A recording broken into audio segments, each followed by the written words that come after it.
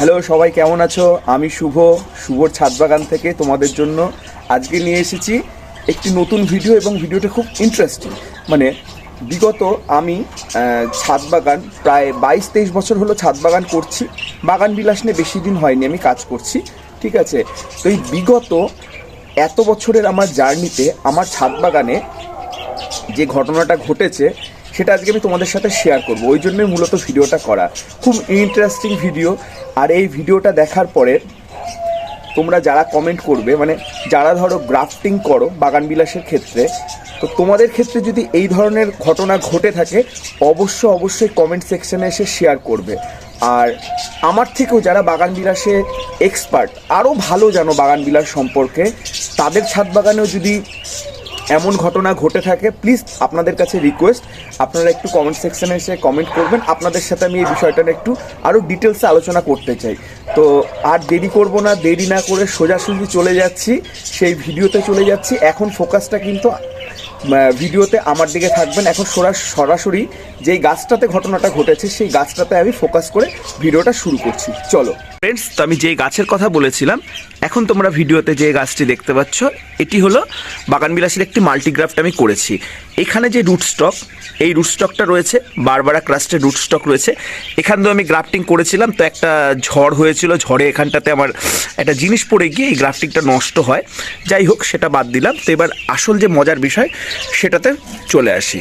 এই যে এখানে তোমরা দেখতে পাচ্ছ, এখানটাতে আমি একটা গ্রাফটিং করেছি, কি এটা হলো গোল্ডেন পেড্রো ব্যাম্বিনো।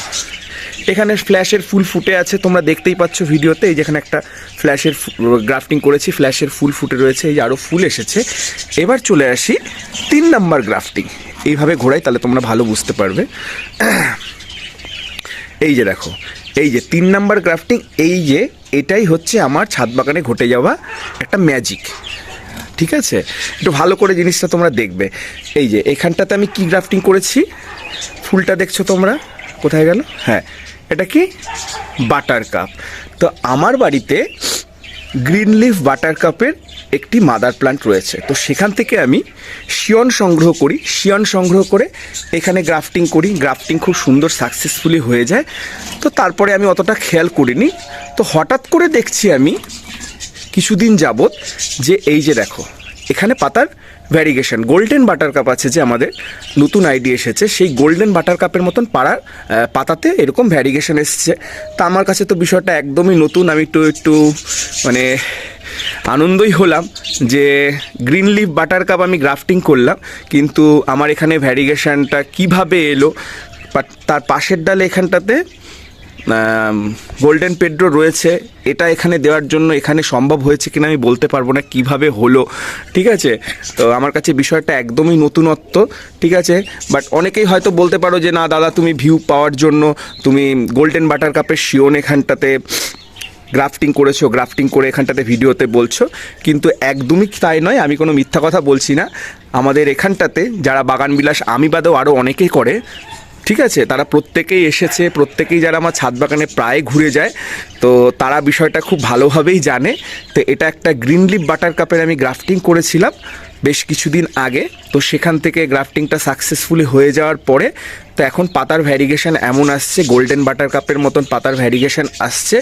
তো এখন যেহেতু শীতকাল, তো ভ্যারিগেশনটা এরকম আসছে। দেখা যাক গরমকাল পড়লে ভ্যারিগেশনটা, পাতার ভ্যারিগেশনটা এরকম থাকে কি না আমি বলতে পারছি না। যদি এমন থাকে গরমের পরেও, তো তাহলে আমি এখান থেকে শিয়ন সংগ্রহ করব। শিয়ন সংগ্রহ করে নতুন করে আবার গ্রাফটিং বাঁধবো। তাতে যদি সাকসেসফুলিভাবে এই ভ্যারিগেশনটা বজায় থাকে, তো তার পরবর্তীতে আমি এখান থেকে চারা তৈরি করে যারা নিতে চাইবে তাদেরকে দিতে পারবো। আর কারোর ছাদ বাগানে যদি এমন ঘটনা ঘটে থাকে তো প্লিজ কমেন্ট করে একটুখানি বিষয়টা জানাবেন। তো বিষয়টা না আমার আরও আলোচনা বা আরও জানার ইচ্ছে রইল, ঠিক আছে? তো কারোর ছাদ বাগানে ঘটে থাকলে, এরকম বিষয়টা ঘটে থাকলে অবশ্যই শেয়ার করবে। তোমরা সবাই ভালো থেকো, বাই, টাটা। নেক্সট ভিডিওতে আবার তোমাদের সাথে দেখা হচ্ছে।